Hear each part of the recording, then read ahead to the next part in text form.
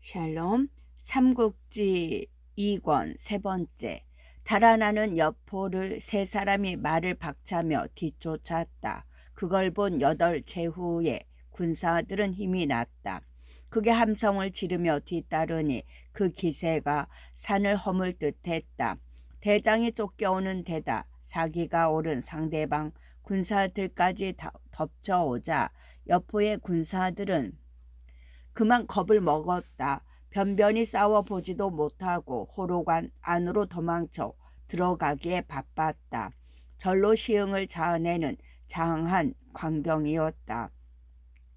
유비, 관우, 장비 세 사람이 관 아래 이르러 바라보니 물루의 푸른 비단 해가리 개가 서풍에 나부끼고 있었다. 장비가 그걸 보고 소리쳤다. 저것은 틀림없이 동탁일 것이다. 여포를 쫓는 것도 좋지만 차라리 먼저 동탁을 사로잡음만 못하리라.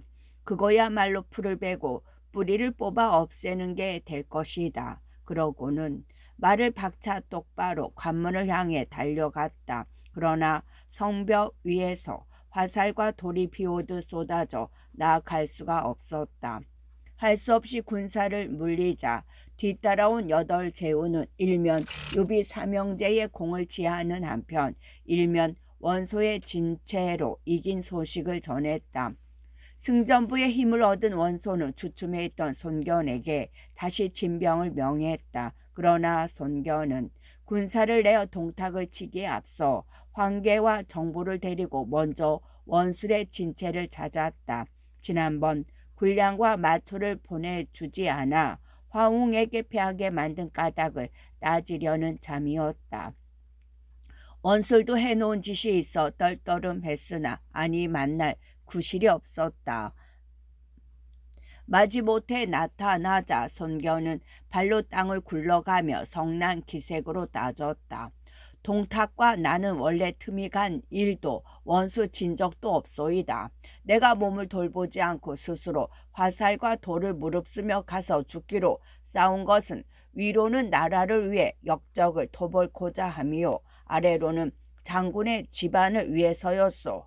장군의 집안은 원소가 원술의 사촌이며 원씨가 반동탁의 주동 세력임을 가리키는 말이다.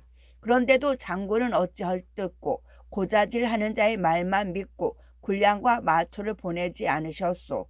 그 때문에 마침내 이 손 아무개로 하여금 싸움에 지고 아끼는 장수까지 잃게 했으니 이제 어떻게 하실 작정이오. 시퍼렇게 대드는 폼이 자칫하면 큰일을 낼 기세였다. 누구보다도 손견의 과격한 성품을 잘 알고 있는 원술은 두려움에 질렸다. 한동안 말없이 있다가 모든 죄를 아랫사람에게 덮어 씌웠다. 그놈을 공연히 장군을 모함하여 큰일을 그르치게 했소. 내 그놈을 못 베어 덕없고 귀 열붐을 장군에게 사죄하겠소. 그러고는 손견에게 군량과 마초를 보내주지 말라고 한 군사를 잡아 목베게 했다. 손견도 원술이 수하를 못 베어가며 사죄하자 더는 화를 낼 수가 없었다. 장군의 참뜻이 아니었다니 물러가겠소. 그렇게 사죄를 받아들이고 원술의 진체를 나서려는데 문득 사람이 달려와 알렸다. 관 위에서 한 장수가 말을 달려와 장군께 뵙기를 정합니다. 관에서 나왔다면 동탁 쪽의 사람임에 틀림없다. 그런데 만나자고 하니 궁금하지 않을 수 없었다. 급히 원술과 작별하고 자기 본체로 돌아와 보니 동탁이 아끼는 장수인 이각이 와 있었다. 보아하니 세계기랍시고 온 것 같았다. 소견이 짐작으로 마음은 다지고 있는데 이각이 입을 열어 본색을 드러냈다. 지금 여러 제후들이 동승상에 항거하는 군사를 일으켰으나 우리 승상께서 우러르고 두려워하는 이는 오직 장군뿐입니다. 이에 승상께서는 특히 이 각을 보내시어 장군과 가깝게 되기를 주선하라 이르셨습니다. 서로 병진을 버리고 창칼을 맞댄 지금 어떻게 가깝게 지낸단 말이오. 손견이 노기를 억누르며 물었다. 이각은 손견이 응낙할 뜻이 있는 것으로 지레 짐작하고 서슴없이 속을 털어놓았다. 지금 승상께는 나이가 찬 딸이 있습니다. 장군의 아들과 혼인을 맺으면 실로 양가의 복덕이 될 것입니다. 그러자 손견이 크게 노하여 이각을 꾸짖었다. 동탁의 하늘을 거스르고 도리를 어겨 제시를 뒤집고 어지럽혔기에 내 그 역정놈의 구족을 멸하여 전하에 그 죄를 빌게 하려고 마음 먹은 지 오래다. 그런데 도리어 그 역정놈과 사돈을 맺으라고 니놈이 더러운 입을 놀린 죄로 보아서는 목을 베어 마땅하나 명세 사신이라고 왔기에 그 목을 남겨두니 얼른 물러가라. 가서 빨리 관을 바치면 네 목숨이 부지할 것이요 만약 쓸데없이 머뭇거리다가는 네 뼈와 살이 가루가 될 줄 알아라. 그러면서 손을 칼자루로 가져가는데 긴 소리 늘어놓았다가는 정말로 목이 남아날 것 같지 않았다. 이에 이각은 더 말을 붙여보지도 못한 채 꽁지를 빨고 동탁에게로 달아나 말했다. 손견 그놈은 무략이 짝이 없는 자올시다. 승상의 청을 거절했을 뿐만 아니라 하늘을 거스르고 도리를 어긴 역적이라고까지 승상을 욕했습니다. 그 말을 전해 들은 동탁은 머리끝까지 화가 치밀었다.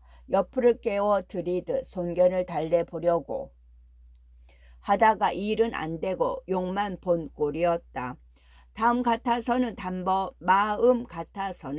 단번에 군사를 몰고 관을 나가 손견을 요절내고 싶었지만 그게 안 되니 더욱 분통 터지는 노릇이었다.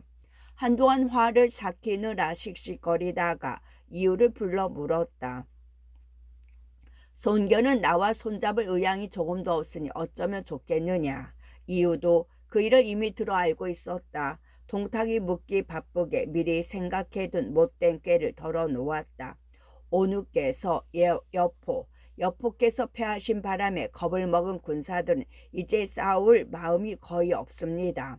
차라리 군사를 거두고 낙양으로 돌아가 황제를 장안으로 옮기는 게 어떻겠습니까? 요즘 거리를 떠도는 아이들의 노래 가운데 서쪽에 한 나라가 하나, 동쪽에도 한 나라가 하나, 사슴이 장안에 들어야만 이 어려움이 없어지겠네 라는 것이 있습니다.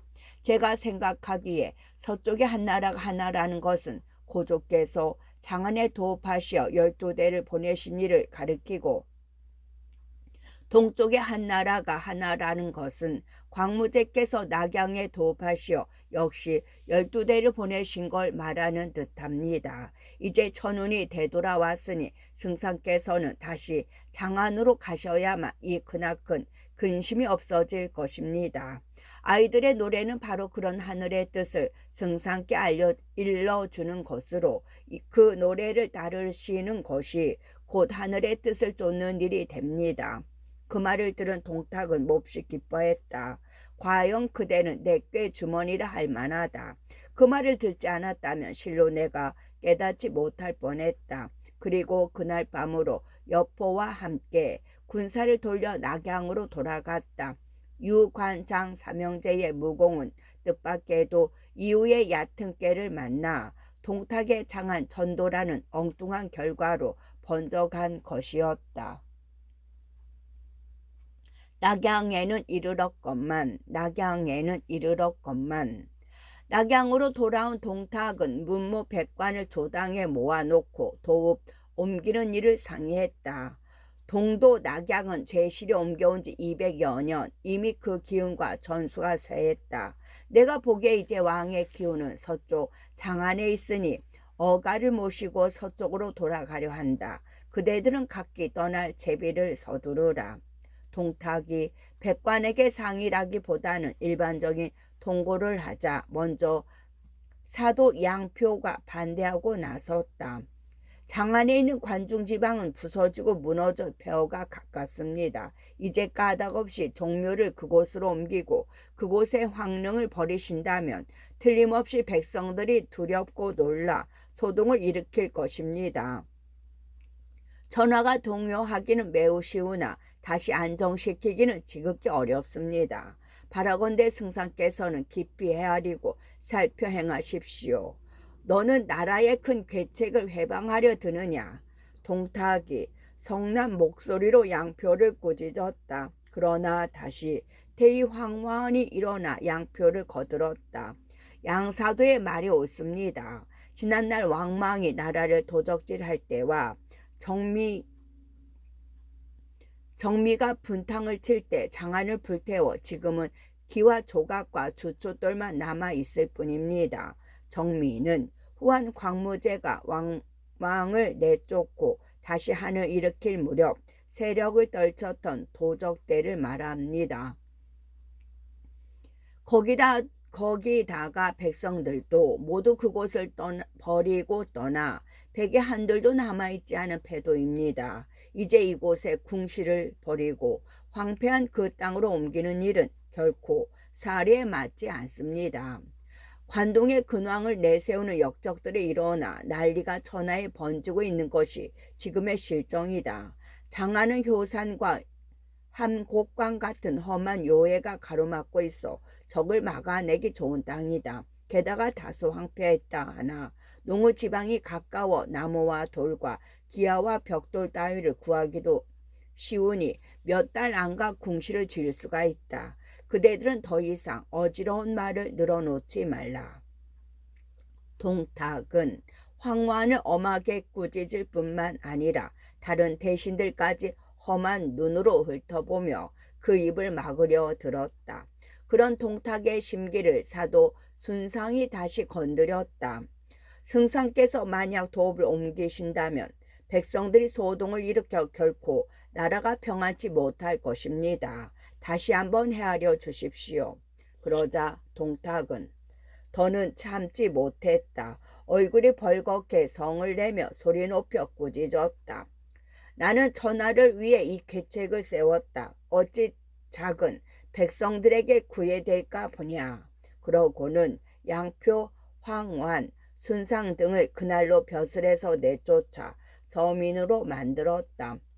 동탁이 그토록 엄하게 전도를 강행하려 드니 가뜩이나 사람다운 사람이 없는 조정이라 더 반대할 사람이 남아있지 않았다. 모두가 말없이 동탁이 정한 대로 따를 뿐이었다. 그런데 겨우 도읍 옮기는 일을 악휘 지은 동탁이 조당을 나와 수레로 오르려 할 때였다.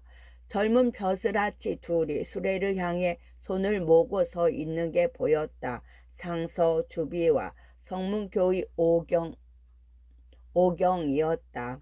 전날 원소가 동탁에게 항거하여 낙양을 떠났을 때 원소에게 태수 자리를 주어 달래라고 진언한 사람들이었다.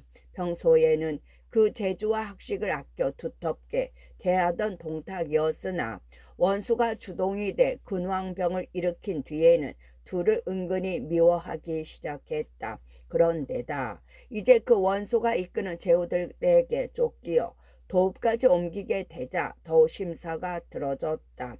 무슨 일이 있는가? 수레를 멈추고 묻는 동탁의 어조에는 이미 역정이 배어 있었다.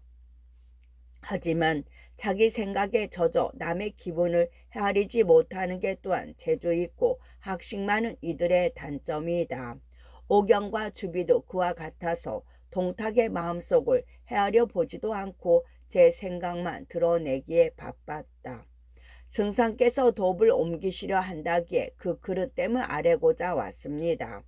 그 말에 간신히 억누르고 있던 동탁의 분통이 일시에 터졌다. 내가 너희 둘의 말을 듣고 원소를 살려 쓴 게 오늘 이 화를 불렀다.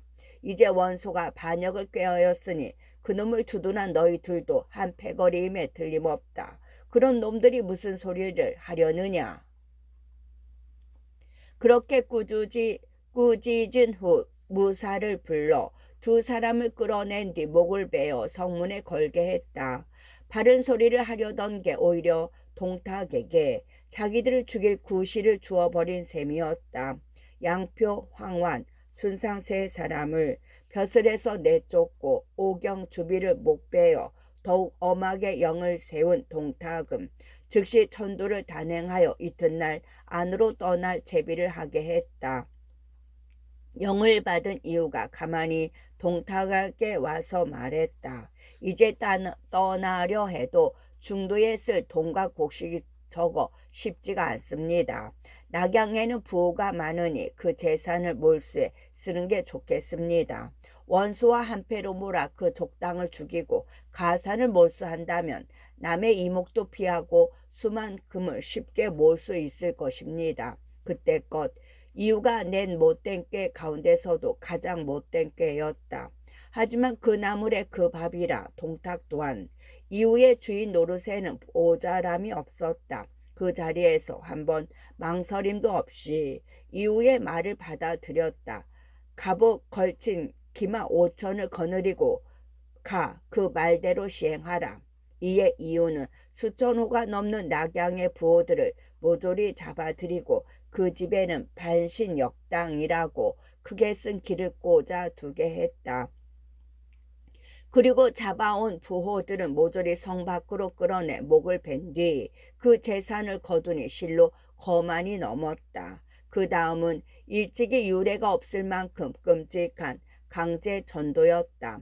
이각과 곽사를 시켜 수백만 낙양 인구를 장안으로 끌고 가는데 백성 한 무리의 군사 한 떼를 붙여 감식해 했다. 제후들의 추격이 두려우니 길을 재촉할 수밖에 없고 길을 재촉하니 먼 길에 익숙하지 않은 백성들이 배겨낼 도리가 없었다. 늙고 병든 자나 어린아이와 힘없는 부녀자들의 시체로 도중에 구덩이랑 구덩이는 모두 메워질 지경이었다. 끔찍한 일은 그뿐이 아니었다. 동탁의 군사들이란 게 대반은 강인이나 변방의 불량자들이라 기강이 서 있지 못했다. 백성들의 아내와 딸을 겁탈하고 가진 재물을 빼앗으니 애처로운 비명과 구슬픈 통곡 소리가 하늘과 땅에 가득했다. 또 동탁은 낙양을 떠나기에 앞서 도성의 여러 문과 종묘며 궁궐에 불을 지르게 했다. 불길이 어찌나 맹렬한지 남쪽과 북쪽 두 궁궐의 불길이 서로 잇닿았다. 거기다가 제후의 군사들이 거처로 사용함을 꺼려 민가에까지 불을 지르니 하루 사이에 낙양은 잿더미로 변했다. 동탁의 흉악한 짓은 여포를 시켜 여러 황제와 후비들의 무덤을 파헤치게 함으로써 절정에 달했다. 여포가 능침을 파헤쳐 거기 묻힌 금은 보화를 꺼내는 틈을 타 군사들은 백성들의 무덤까지 파헤쳐 값나갈 것을 모조리 꺼냈다. 그렇게 해서 모은 금은과 명주 비단 등의 보화가 전 수레를 넘었다. 동탁은 그 수레를 앞세우고 어린 황제와 후비들을 낀 채 장안을 바라 움직이기 시작했다.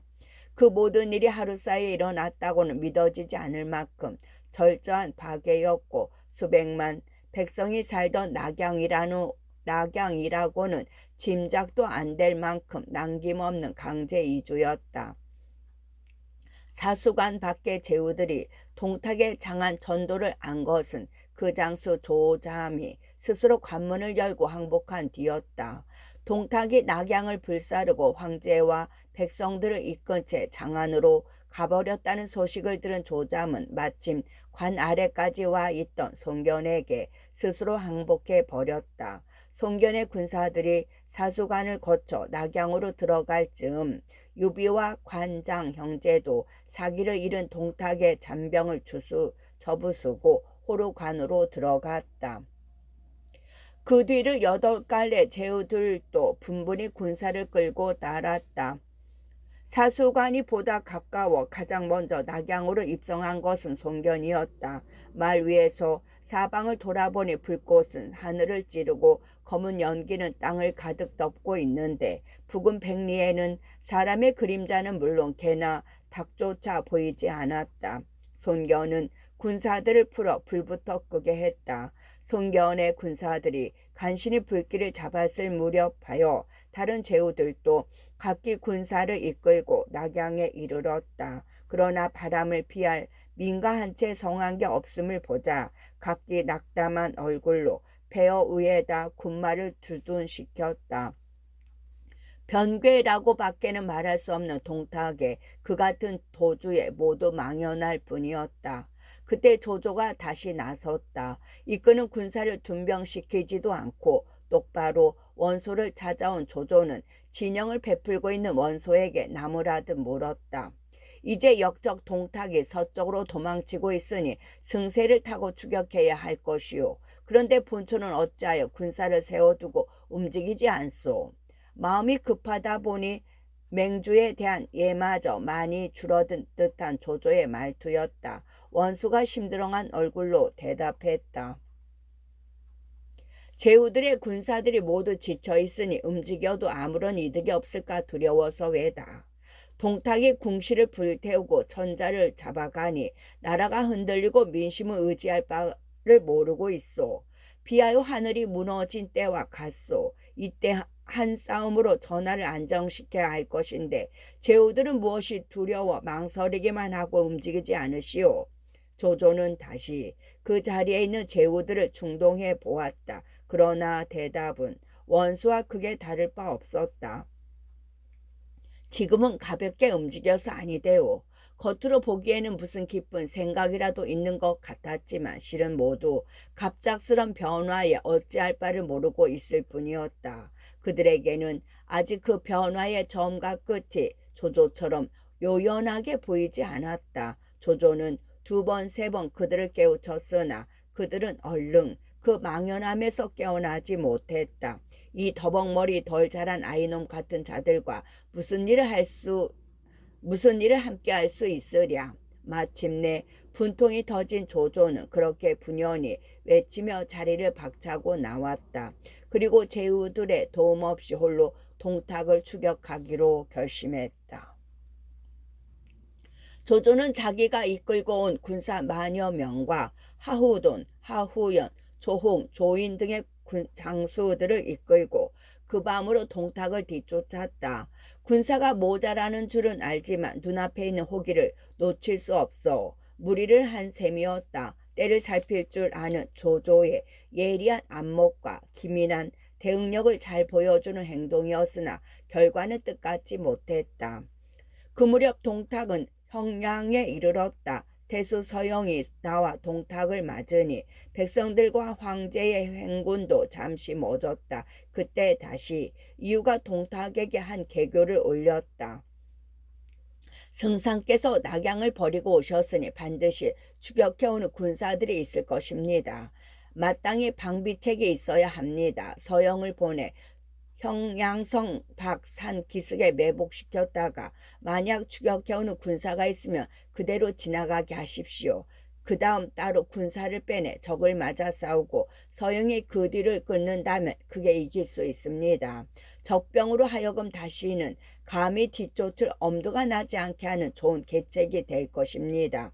동탁 또한 전장에서 늙은 몸이라 이후의 말을 이내 알아들었다. 먼지 서영을 보내 형양성 밖에 매복시키고 다시 여포를 불러 정병을 이끌고 뒤쫓는 군사를 맡게 했다.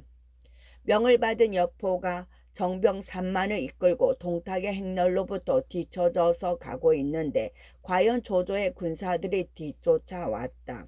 이유가 헤아린 바를 넘지 못하는 것들이로구나. 여포가 크게 웃으며 중얼거렸다. 그리고 싸울 채비를 갖춰 기다리는데 조조가 말을 달려 나오며 큰 소리로 꾸짖었다. 역적놈아, 천자와 백성들을 끌고 어디로 달아나려 하느냐. 목소리는 씩씩했으나 여포에게는 조조가 안중에도 없었다. 가소롭다는 듯 오히려 조조를 꾸짖었다. 주인을 저버린 겁쟁이 놈아, 무슨 망언이 그리 심하냐. 그러자 조조 곁에서 하후돈이 창을 들고 말을 달려 나와 똑바로 여포에게 달려들었다. 하후돈의 무예 또한 전륜하여 여포 한바탕 싸움이 멋지게 어우러졌다. 그러나 그 끝을 보기도 전에 여포군의 왼편에서 이각이 한때의 군마를 이끌고 조조의 군사를 협공해 왔다. 조조는 하후연을 보내 이각을 막게 했다. 그때 다시 오른편에서 함성이 일며 곽사가 이끄는 군마가 덮쳐왔다. 조조는 급히 조인을 보내 곽사를 막게 했다. 한동안 세 갈래의 군마가 어울려 어지러운 싸움을 벌였다. 하지만 워낙 조조의 군사는 적었다. 거기다가 마침내 여포를 감당해내지 못한 하우돈이 말머리를 돌려 도망치고 그 뒤를 여포가 따르며 짓밟으니 조조의 군사는 걷잡을 수 없이 무너지기 시작했다. 이미 대세가 기운 것을 안 조조는 급하게 대군하라는 영을 내리고 말머리를 돌려 달아났다. 조조가 형량에 이른 것은 이경 무렵이었다. 어떤 험한 산기슭의 말을 멈추고 흩어진 군사들을 모아 보았다. 태반이 꺾여 있었다.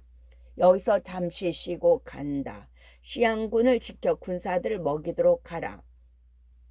시양조를 시켜 시양졸은 나무하고 밥 짓는 군사를 말합니다. 조조는 그렇게 영을 내렸다. 하루 종일 쫓기느라 지치고 허기진 조조의 군사들이었다. 명이 떨어지게 바쁘게 아궁이를 세우고 솥을 걸었다. 그런 그들을 비추는 차가운 겨울 달빛이 한층 처량하게 느껴졌다. 그런데 막 솥을 걷고 불을 지피기 시작할 무렵이었다. 갑자기 사방에서 함성이 오르며 미리 와 숨어있던 형량태수 서영의 군사들이 쏟아져 나왔다. 잠시 피로한 몸을 쉬고 있던 조조는 그 갑작스런 적의 내습에 놀랐다. 한편 여포에게 후대에게 당한 뒤라 더 황망하게 된지도 모를 일이었다. 군사를 수습해 어떻게 대항해 볼 염두도 못 내고 급히 말에 올라 달아날 길을 찾기에 바빴다. 일이 공교롭게 되느라고 그런 조조 앞을 바로 적장 서영이 가로막았다. 조조는 재빨리 말머리를 돌려 달아났으나 서영이 곱게 보내줄 리가 없었다. 시위에 살을 먹였소니 살은 어김없이 조조의 어깨 쪽지에 박혔다. 화살을 맞은 조조는 어깨가 짜게지는 듯한 아픔을 느꼈지만 더 소중한 게 목숨이었다. 비명도 제대로 내지 못하고 어깨에 화살을 박은 채 그대로 말을 달렸다. 한동안을 달리자 가로막는 적병이 점점 드물어졌다. 그러나 미처 그 산구비를 돌기도 전에 다시 조조는 어려운 처지에 떨어지고 말았다. 풀숲에 숨어있던 적병 둘이 갑자기 조조의 말을 향해 창을 내지르며 덤벼들었다. 양 옆구리에 창을 맞은 조조의 말은 구슬픈 비명과 함께 쓰러지고 조조도 몸을 뒤집으며 땅으로 떨어졌다. 이미 무거운 상처를 입은 데다 갑작스레 말에서 굴러떨어진 조조에게 제대로 대항할 힘과 정신이 남아 있을 리 없었다. 하지만 조조는 역시 하늘이 보살피는 사람이라 할 만했다. 이름 없는 졸개들에게 사로잡히는 욕을 당하게 될 즈음 한 장수가 달려오더니 칼을 휘둘러 그 두 적병을 베어버렸다. 그리고 황급히 말에서 뛰어내려 거의 제정신이 아닌 조조를 부축했다. 죽을 구덩이에서 빠져나온 조조가 정신을 차려 바라보니 바로 사촌 아우인 조홍이었다. 하지만 그 사이 뒤쫓던 적병이 바짝 가까워져 있었다. 한 고비는 무사히 넘겼다 하나 끝내 벗어날 수 있을 것 같지가 않았다. 그 바람에 마음이 약해진 조조가 저량한 음성으로 조홍에게 권했다. 내가 헤아림이 모자라 이 지경에 빠졌구나. 나는 여기서 이렇게 죽으려니와 너는 어서 달아나 뒷날을 도모하라. 형님 급합니다. 어서 말 위에 오르십시오. 저는 달려서 뒤따르겠습니다. 조홍이 벌쩍 뛰며 조조를 재촉했다. 그러나 조조는 고개를 가로저으며 다시 권했다. 적병이 뒤쫓아오는데 어떻게 하려고 그러느냐. 나는 틀렸다. 너라도 살아 이곳을 나가거라. 어릴 적부터 사촌 형인 조조를 우러르고 따라온 조홍이었다. 손견을 대신해 죽은 조무보다 정의나 의리가 더하면 더했지 덜할 리 없는 그가 조조의 그 말을 어찌 따르겠는가. 조조를 들어 올린 뒤 말 위로 부축해 올리며 조조를 들어 올리듯 말 위로 부축해 올리며 분연히 소리쳤다. 전하를 위해 이 홍은 없어도 되지만 형님이 없어서는 결코 안 됩니다. 반드시 목숨을 보증하시오. 크신 뜻을 세상에 널리 펴셔야 합니다. 조조도 조홍이 그렇게 말하자 더는 사양하지 않았다. 알겠다. 만약 내가 여기서 목숨을 건진다면 그건 모두가 너의 힘이다. 그 말과 함께 조조는 무거운 몸을 말등에 실었다. 조홍은 투구와 갑옷을 집어 던져 몸을 가볍게 한 뒤 칼을 빼들고 조조의 말을 따라 달렸다.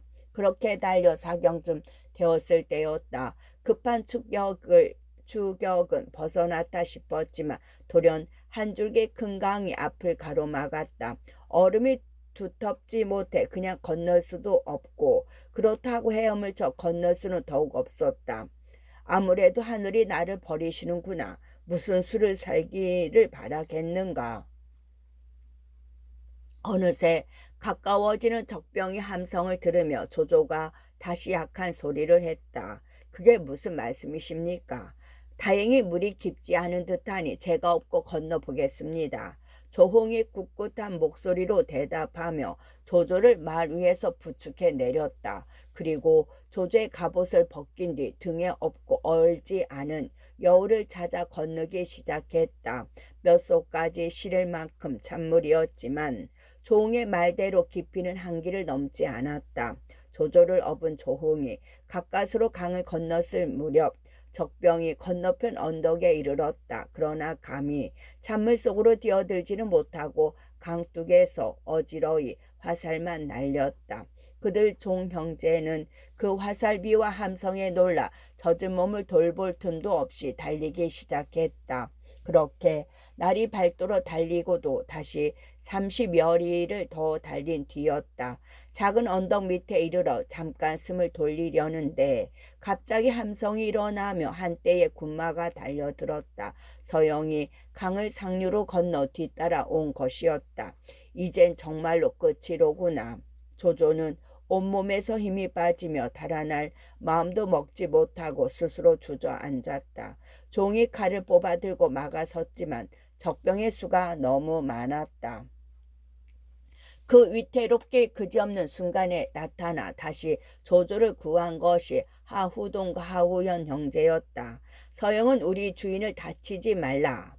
둘은 목소리를 합쳐 그렇게 외치며 수십 기를 이끌고 나는 듯 달려왔다. 승세를 탄 끝이라 서영이 겁도 없이 하우든을 향해 마주쳐 갔다. 하지만 일찍이 패국을 떨쳐 울린 하우돈의 장솜씨를 당할 재간은 없었다. 몇 번 말이 엇갈리기도 전에 하우돈의 창에 찔려 말 아래로 떨어졌다. 하후돈이 그 기세를 몰아 서영의 졸개들을 짓밟고 그 뒤를 하후연과 수십 기가 뒤따르니 기세 좋던 적병은 순식간에 흩어지고 말았다. 그때 다시 조인과 이전이 각기 약간의 군사를 수습해 그곳에 이르렀다. 간신히 목숨을 건졌으나 조조의 심경은 실로 착잡하였다. 남은 군사를 수습해 보니 겨우 500명 남짓했다. 앞뒤를 헤아리지 않은 기백이 가져다준 참담한 패전이었다. 어쩌면 뒷날 조조에게서 보이는 조심성은 그 패전의 뼈저린 교훈에서 얻어진 것인지도 모를 일이었다.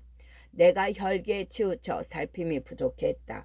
죄 없는 장졸만 죽였구나. 조조는 그렇게 단식하며 한해로 들어갔다. 다른 제후들이 힘을 합쳐 뒤만 든든히 받쳐 주어도 그 같은 참패는 면할 수 있으리라는 데서 온 노여움과 일의 앞뒤를 헤아리지 못하는 그들의 안목에 느낀 실망 때문에 그 제후들이 모여있는 낙양은 쳐다보기도 싫었다. 그러나 조조가 알았으면 더욱 노엽고 실망스러웠던 일은 그 며칠 사이 낙양에서 벌어지고 있었다. 손견이 우연히 얻게 된 전국 옥새를 둘러싼 제후들 간의 한바탕 다툼이 바로 그랬다. 각기 이끌어온 대로 군사를 나누어 낙양에 머무르고 있는 제후들 가운데 손견은 유독 성 안에 둔병하고 있었다. 궁궐에 불을 끈 뒤 건장 전터에 군막을 친 까닭이었다. 그러나 망연에 있는 다른 제후들과는 달리 손견은 제법 그럴듯한 정치적 식견을 보여주었다. 손견은 먼저 군사들을 시켜 궁궐의 기와 조각이며 무너진 돌담을 지우게 하고 동탁이 파헤친 능치임을 모두 원래대로 덮게 했다. 그리고 태묘가 있던 터에 초기나마 3칸의 전을 마련한 뒤 역대 황제의 신유를 모시고 여러 제후들을 정하여 퇴례로 제사를 올렸다. 동탁의 흉포한 짓을 막지 못한 불충을 사죄하는 것으로 그들의 의병을 일으킨 명분을 세상에 다시 한번 널리 알린 것이었다. 그 제사가 끝난 뒤였다. 정함을 받고 왔던 제후들도 모두 돌아가고 손견도 자기의 군막으로 돌아왔으나 작잡한 과매에다 마침 달까지 밝아 잠을 이룰 수 없었다. 이에 손견은 검을 찬 채 밖으로 나와 천문을 살폈다. 가만히 올려다보니 제시를 상징하는 자미원 부근에 흰 기운이 가득하였다. 재성이 밝지 못하니 역적이 나라를 어지럽히고 백성이 도탄에 빠졌구나. 번성하던 옛 낙양은 어디 가고 이렇게 텅 빈 폐도만 남았는가. 손견은 그렇게 단식하며 자신도 모르게 눈물을 지었다. 가슴 깊은 곳에서 이미 불붙기 시작한 야망과는 달리 일찍이 자신의 충성을 맹세했던 한 왕조의 몰락에 대한 순수한 감회였다. 그때 곁에서 호위하던 군사 하나가 한 곳을 가리키며 말했다. 건장전 남쪽 우물 위를 보십시오. 오색 서기가 뻗어오고 있습니다. 손견이 보니 과연 그랬다. 이에 손견은 군사들을 불러 횃불을 밝히게 한 뒤 우물 안을 살펴보게 했다. 우물 안으로 내려간 사졸은 얼마 뒤 한 부인의 시체를 건져 올렸다. 죽은 지 여러 날이 된 것 같았으나 조금도 썩지 않은 시체였다. 궁복을 입은 것으로 보아 궁녀 같았는데 이상한 것은 목에 비단 주머니 하나를 걸고 있는 일이었다. 그걸 끌러 보아라. 이상하게 여긴 손견이 다시 곁에 선 군사에게 영을 내렸다. 끌러 보니 비단 주머니 안에서 붉고 작은 갑이 나오는데 금으로 된 자물쇠가 채워져 있었다. 더욱 기이하게 여긴 손견은 이번에는 손수 그 자물쇠를 열었다. 놀랍게도 그 안에서 나온 것은 옥새인 듯 싶은 도장이었다. 둘레가 내치의 윗부분에는 5마리의 용을 아로새겼고 떨어진 모퉁이는 금으로 떼어 놓은 것으로 인면에는 수명어천, 기수영창이라는 8자가 전서로 새겨져 있었다. 수명어천은 명을 하늘로부터 받았으니 기수영창, 오래가고 길이 번창하리라. 이게 무엇인지 알겠소? 손견도 대강 짐작은 갔지만 그래도 미심쩍어 정보에게 물었다. 손견이 거느린 새 장수 가운데서는 가장 학식이 많은 정보가 한참 그 옥새를 들여다보다가 떨리는 목소리로 대답했다.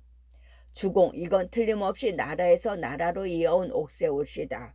이걸 새긴 옥은 옛적 변화가 형산 아래서 얻은 것입니다. 봉황이 돌 위에 깃들이는 것을 보고 그 돌을 드러내 초문왕께서 올렸던 바 문왕이 그 돌을 깨뜨리니 안에서 커다란 옥이 나왔습니다. 이른바 화씨의 옥이라는 것이지요.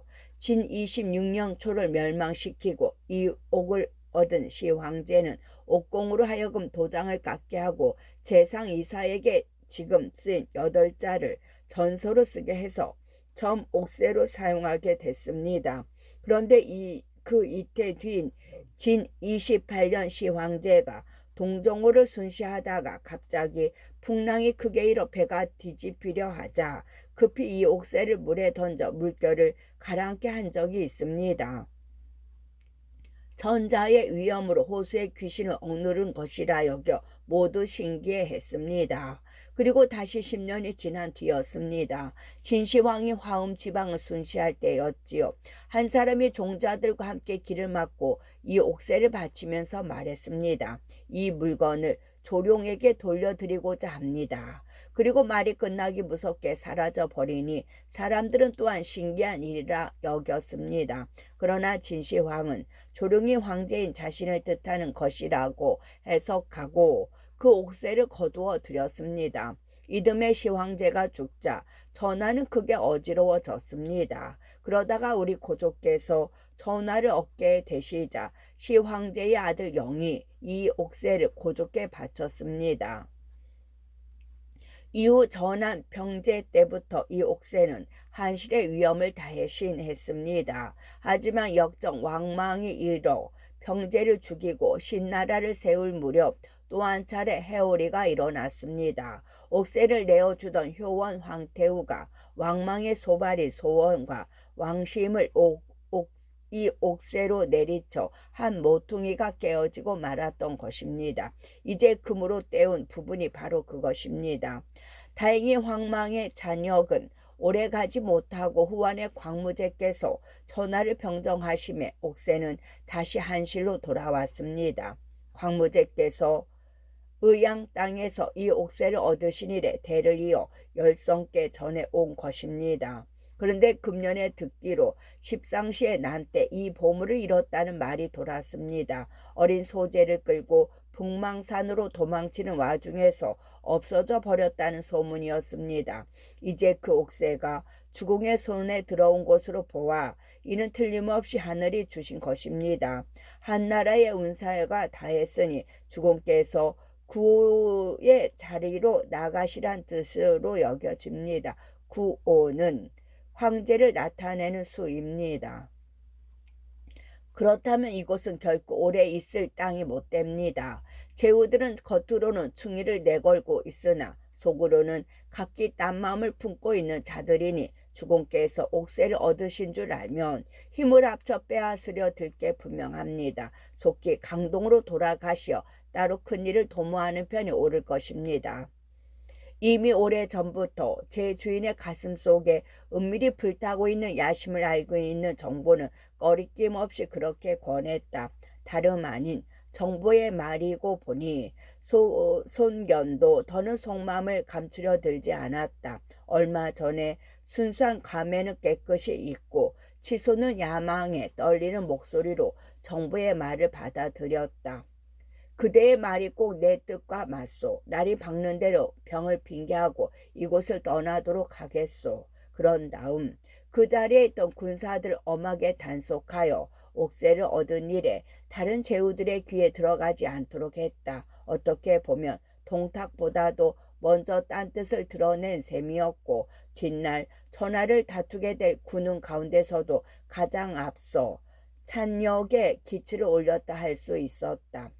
하지만 그것은 손견 개인의 성격보다는 출신이나 배경과 연관이 깊다. 원소를 대를 이은 명문의 자제였고 조조 역시 비록 황문이라 할지라도 대대로 두터운 한나라의 녹봉을 받아온 집안의 후예였다. 유비처럼 한나라 종실이란 끈에 묶인 이도 있고 공수찬이나 유표처럼 유가적인 충성에 가르침에 얽매인 이도 있었으나 손견에게는 그런 충성의 굴레가 없었다.